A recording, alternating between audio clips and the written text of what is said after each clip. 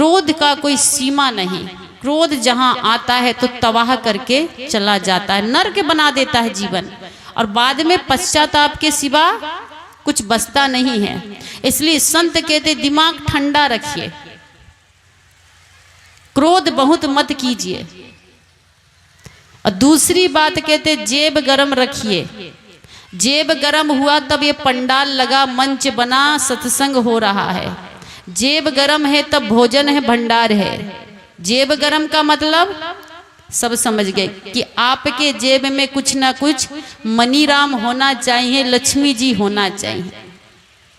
अगर घर में पैसा का अभाव है तो पत्नी भी झगड़ेगी, माँ भी झगड़ेगी, बच्चे भी लड़ेंगे, सब लोग लड़ते हैं।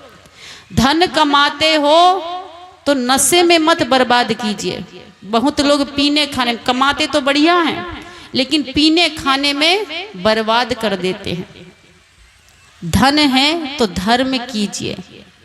अभी हमारे इस कार्यक्रम में बहुत लोग सहयोग दिए, दाल का, चावल का। हमारे सभापति साहब ने एक दिन का भंडारा ही दे दिया, कल का भंडारा। और भी ऐसे कई वीर हैं जिन्होंने इस कार्यक्रम को सफल बनाने में बढ़ चढ़ के भाग लिया।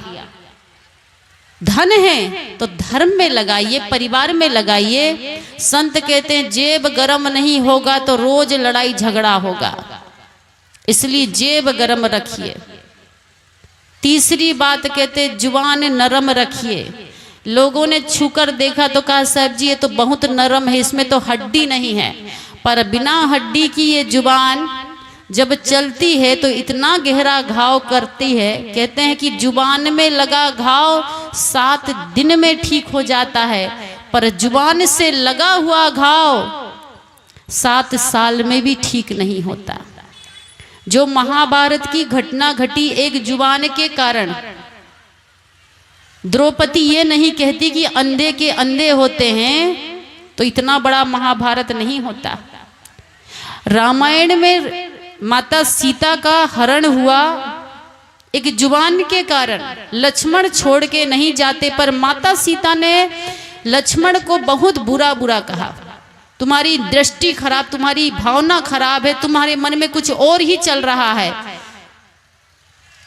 इतना खराब किया कि लक्ष्मण सह नहीं पाए।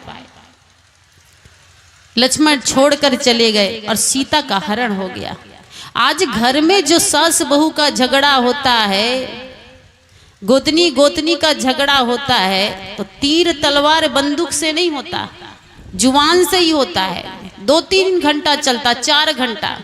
और कोई कोई तो इतनी वीर होती है कि 5 घंटे में भी नहीं थकती। बड़ी पावर होता है, बड़ी शक्ति होती, 5 घंटा तक रेगुलर लड़ते रहेगी, थकेगी नहीं। वीरता लड़ने में मत दिखाइए। संत कहते हैं जुबान को नरम रखिएगा तो आपके घर में स्वर्ग होगा, और जुबान को कड़ा बना के रखिएगा तीर की तरह, बंदूक की गोली की तरह, तो रोज झगड़ा होगा, डेली। एक दिन एक भक्त के यहाँ मेरा जाना हुआ, उसकी 5 बहू थी, आंगन एक ही, 5 कमरा, सब बेटा बहू अलग अलग कमाते थे, अलग अलग खाते थे, लेकिन झगड़ने के लिए 5 गोतनी एक साथ हो जाती थी। लड़ाई झगड़े में बड़ी एकता है, कमाना अपना अपना, खाना अपना अपना, रहना अलग अलग, पर जब झगड़ा करना होता था तो 5 इकट्ठी हो जाती थी और रोज झगड़ती थी। सज्जन अपने घर में ले गए, कहा साहब जी कुछ आशीर्वाद दे दीजिए, रोज झगड़ती 5 बहुएं।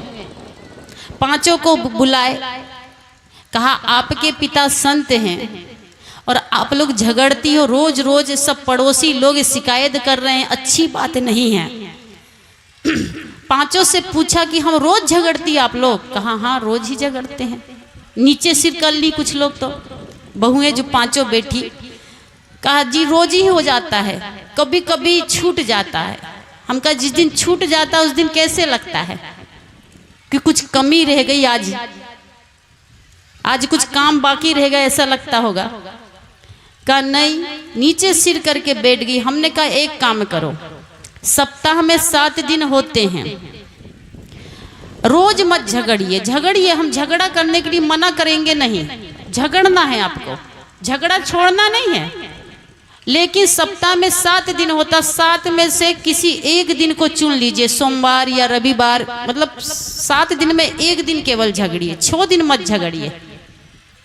सब मिलके मीटिंग कर लीजिए पांचों गोतनी कि कौन दिन झगड़ना, कि सोमवार ठीक रहेगा कि रविवार ठीक रहेगा, और फुर्सत होकर जल्दी जल्दी खाना बना के और फिर बैठ जाइए, खूब झगड़िए। पांचों हंसने लगी। हमने कहा झगड़ा से कौन फायदा होता है, कमाते आप लोग अपना अपना है, खाते आप लोग अपना अपना है, अपने अपने घर में रहते हैं, और झगड़ने के लिए एक जगह इकट्ठे हो जाते हैं।